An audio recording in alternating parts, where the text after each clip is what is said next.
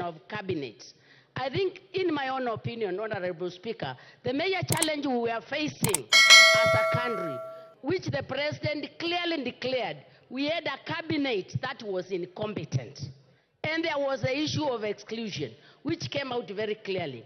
Honorable Speaker, as I sit here and listen to the committee report, I just wonder, as a specialist in issues technical and the capacity building, how was the capacity and the competence developed for over 70% of the cabinet in less than a month?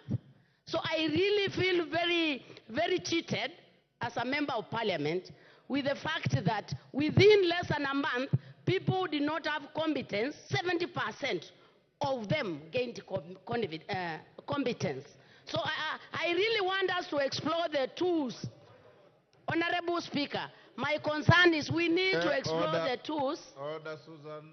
Honorable Suzanne. Yes, Alicia. Thank you, Mr. Speaker. What begs on my mind is when she's talking about competence. There are two things. There's competencies and competence. What does she mean? Thank you.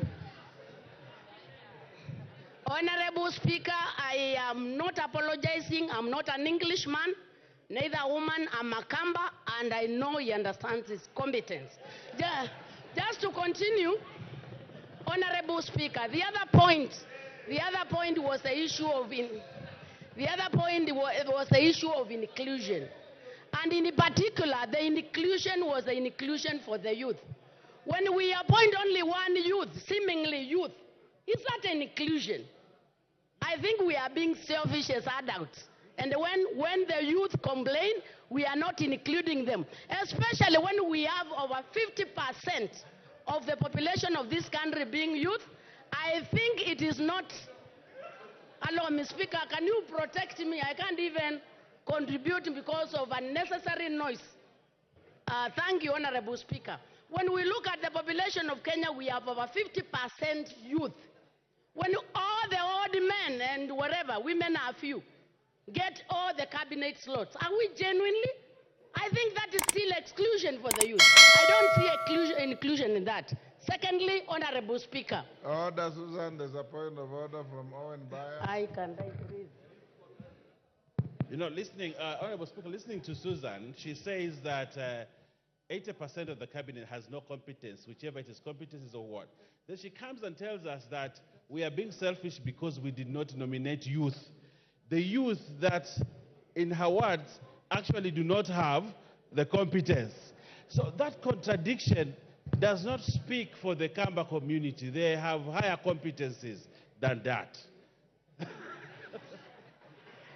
To understand this point, because I stated very clearly, the President declared himself and said he is disbanding the cabinet because he's incompetent. When 70% comes back, it is assumed they have developed competence. I'm just wondering what tools were used to check that competence that within a month came up.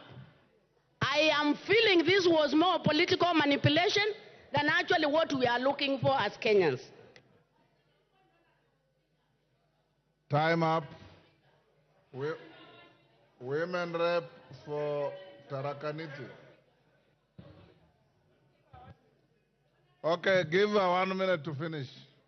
Honorable Speaker, and this is among the few dissenting voices which have not been given time. Honorable Speaker, I think I have been into an integrity class, and integrity does not mean the law, you must have been accused in law. Even when people doubt you and what you stand for, matters trust is an integrity issue. We have a case where somebody was accused by ESEC that he was corrupt. And the people brought evidence that there was that. Even that doubt in itself, chapter 6 of our constitution, that person is already disqualified. The last one, what I see is political manipulation of joining numbers of UDA and the ODM to get a super majority, but not a genuine concern to give Kenyans competence. Thank you, Honorable Speaker.